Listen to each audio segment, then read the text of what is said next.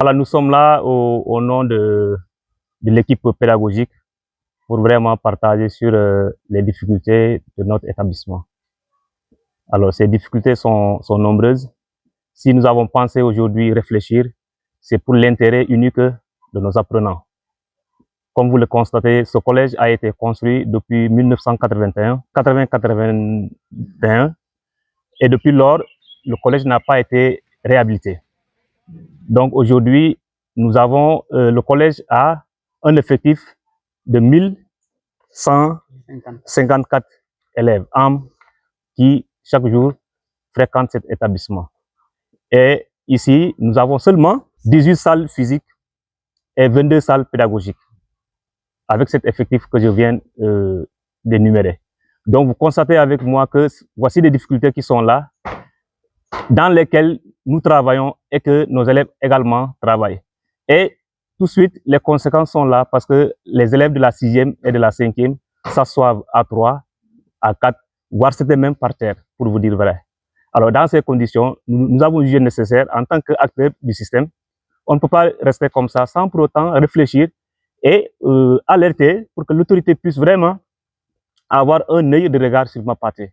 Aujourd'hui, Mapaté fait la fierté de l'académie en termes de résultats, en termes de concours. Aujourd'hui, Mapaté est une élite, est une école élite au niveau de l'académie.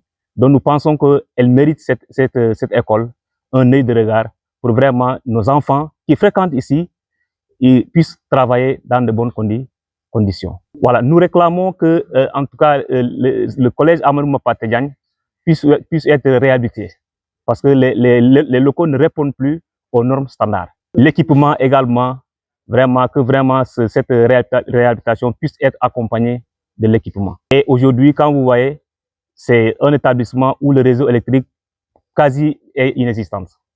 À l'heure où nous parlons du numérique, on ne peut pas étudier dans une classe où il n'y a pas d'électricité. Donc voici un peu les difficultés dans lesquelles nous sommes et qu'on ne peut pas, en tant qu'acteur du système, se taire et ne pas dénoncer cela. Le bloc administratif fait défaut.